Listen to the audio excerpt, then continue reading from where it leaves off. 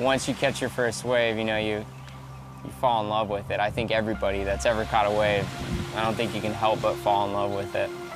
The traveling, the adventure, surfers go to crazy places to seek out waves and have crazy adventures from it, and I liked all of that. When Robert McDaniel discovered surfing in his early teens, it was a bright spot in a life that was otherwise dark and empty. I was insecure. I didn't believe in myself. I didn't think that I had value. What's this life all about? Without any belief in God, I couldn't answer that question. I couldn't answer what's my purpose in life. Prescription drug abuse gave him a short-term escape from his thoughts, but it came at a high cost. When I got into drugs, I stopped surfing. I stopped all water sports and stopped skateboarding, all these extreme sports that I loved. I was going from doctor to doctor, getting scripts, and I'd take on some days, I'd end up taking 60 pills within a day and not even end up being in the hospital from that. It turned into other drugs, cocaine, and some street drugs. I had daily thoughts of suicide. I had no friends because I'd driven most of them away. Robert's suicidal thoughts eventually became suicide attempts. I just didn't want to be a part of life.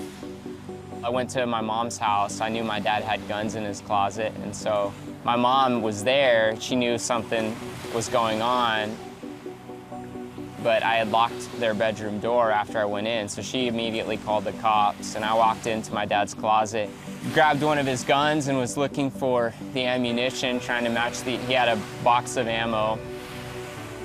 When I found some, about the same time, 3 or 4 police officers broke down the door of the closet, and I had a gun to my head. And then one of them shot a rubber bullet, hitting my hand, knocking the gun out of my hand. And that followed with me getting put in a behavioral correctional facility for 2 weeks. And as the drugs left my system, I felt more and more like, hey, this is not the life I want, But I still didn't know the life that I wanted. Soon after, Robert met for coffee with an old friend who was a Christian. I remember telling him, I don't think I can change, and I don't think I can stop doing what I'm doing.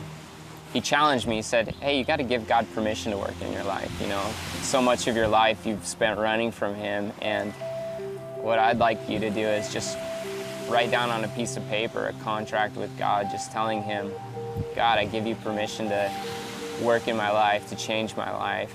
So I did that. I wrote down, God, whatever it takes. Desperate to hear from God, he opened a Bible to Isaiah and began reading as he entered his house. I was in tears because I was wanting so badly for God to intervene in my life. And I closed the door, simultaneously reading this verse that said, close the door behind you. I knew the Bible's a big book, and of all the scripture I could have been reading, I was reading close the door. And then while the Lord's wrath passes you by, I just broke down in tears.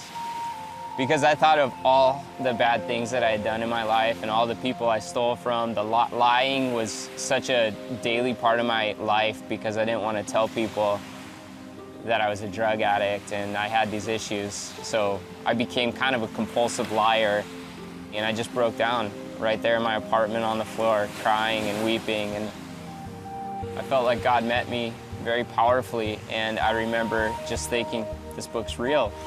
Everything I read, I had these new eyes. As I was reading, I was like, this book is telling me how to live. It's telling me this is a key to life, and it felt so real.